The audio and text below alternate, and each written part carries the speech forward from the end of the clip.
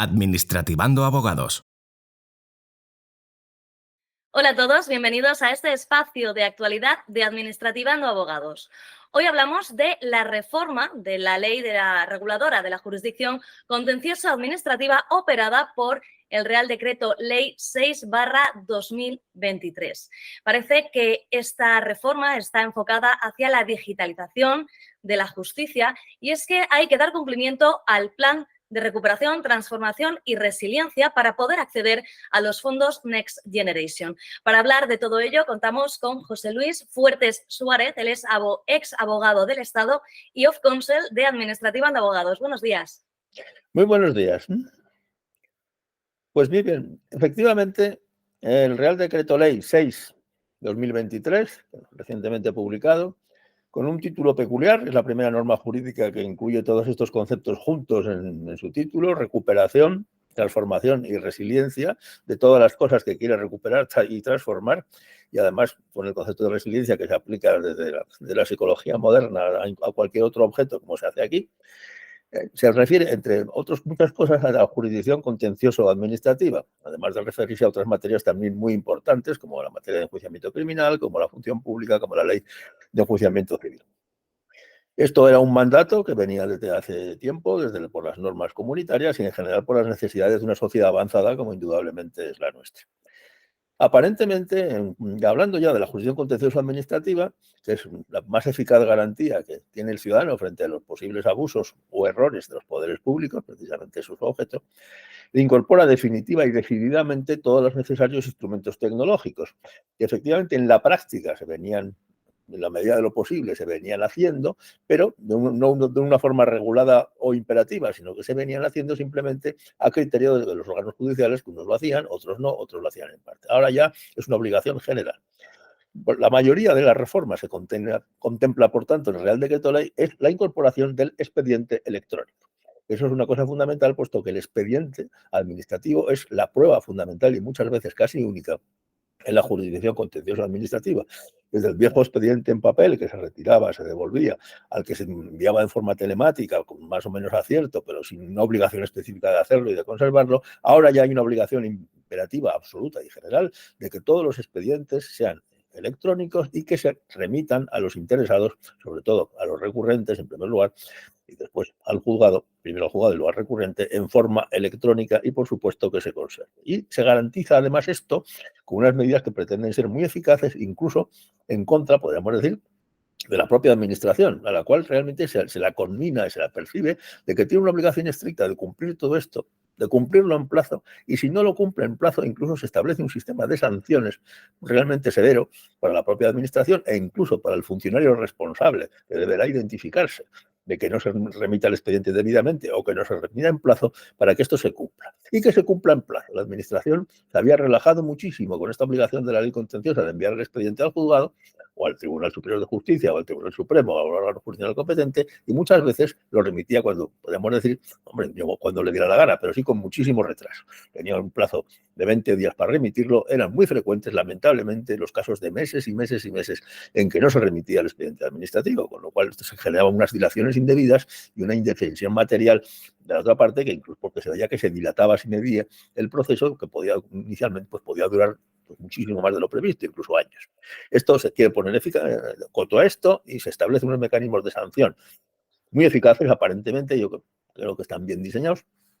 Son multas coercitivas que además se reiteran, identificación de los funcionarios, e incluso se dice que si el funcionario no puede pagar la multa que se le imponga, pues la propia administración tendrá que pagar la multa. Es la primera vez en España que se establece por una ley que la administración tiene que pagar una multa, no nosotros, sino la administración.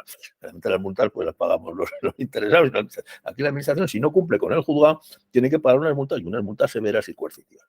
El mecanismo es bastante eficaz. Eso es la medida fundamental. Casi todas las reformas que se establecen de varios artículos, la diferencia es pequeñísima entre el artículo anterior y el artículo nuevo. La modificación que puede percibirse que se introduce es la del expediente electrónico, ya no, o los medios electrónicos y tecnológicos, también la grabación de las vistas, la grabación audiovisual, que también se hacía, pero también se establece con un carácter general e imperativo, y la totalidad de las remisiones de los documentos de forma telemática y, como digo, el sistema de sanciones.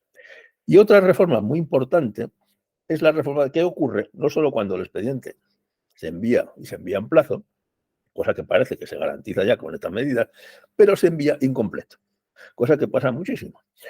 Algunas veces no es por mala fe de la administración, pero otras veces existe realmente un cierto designio en algunas administraciones de ocultar algunos documentos o por lo menos sustraerlos al expediente a ver qué pasa.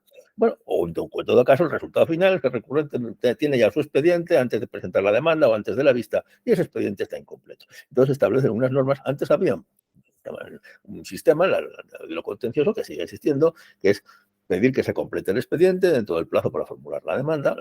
El juzgado o el órgano judicial requiere esto a la administración con suspensión del plazo para formular la demanda, que una vez completado el expediente se reanudaba por el plazo restante.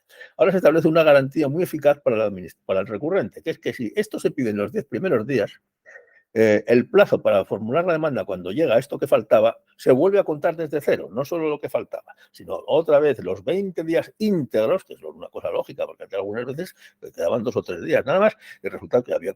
Pero entonces, si es diligente el recurrente y en los primeros 10 días pide lo que tenga que pedir, tendrá otra vez todo el plazo para contestar la demanda una vez que llegue eso. De todas formas, incluso se dice que aunque lo pida más tarde, si el volumen de la documentación remitida o del expediente que hay que completar lo justifica, incluso aunque lo haya pedido después, también se le podrá otorgar el plazo íntegro. Es una garantía pues, muy eficaz también para el recurrente. También se establece que el recurrente no puede tampoco pasarse de listo y establecer mediante un fraude de ley pedir cosas que no tengan nada que ver con ese expediente. La ley, esta reforma legal, prevé expresamente y prohíbe que se puedan pedir documentos de expedientes distintos. Tienes que pedir documentos que lógicamente deberían estar en el tuyo. No puedes pedir el documento que concierne a un señor que no tiene nada que ver con nuestro asunto, que tenga actuaciones completamente distintas y que nos traigan también los archivos que hay en no sé qué sitio, oiga, del expediente, o lo que debería estar, por supuesto, en el expediente. Y nos encontramos con un problema, sin embargo, hay una pequeña laguna aquí, que es que una cosa que no saben muy bien muchas veces la propia administración, que son los plazos en que tienen que conservarse los documentos administrativos, que es una cosa que conviene ya dejar suscitada aquí, porque la administración puede decir, oiga, este documento lo he perdido, este documento lo he destruido, este documento no lo encuentro en el archivo, es un documento esencial para el recurso. ¿Qué hacemos?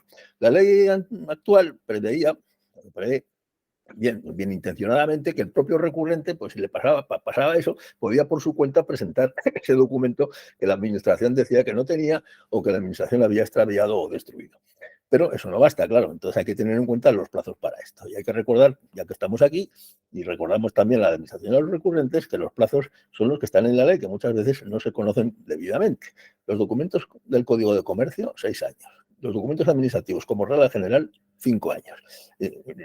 Tienes integrante que son los plazos para la declaración de lesividad, que son 4, los plazos de prescripción tributaria, que son 5, son 4 o eventualmente 5, los comerciales 6, y luego la ley de archivos prevé un plazo general de 9 años para cualquier clase de documentos de carácter histórico. Por lo tanto, la administración tiene esa obligación. No puede decir, si yo quiero discutir la calificación del examen que hice en las oposiciones, que la administración no encuentra mi examen, que lo acabo de hacer, entonces no, lo he destruido, no sé dónde está su examen. No, pues mire usted, si no está en su examen, hay que recordar que la ley de enjuiciamiento civil prevé en ese caso que si el que tiene obligación de tener el documento no lo aporta, la parte que lo ha pedido tiene derecho a pedirle al juez que entienda que ese documento dice lo que la parte dice que dice, aunque no haya aparecido.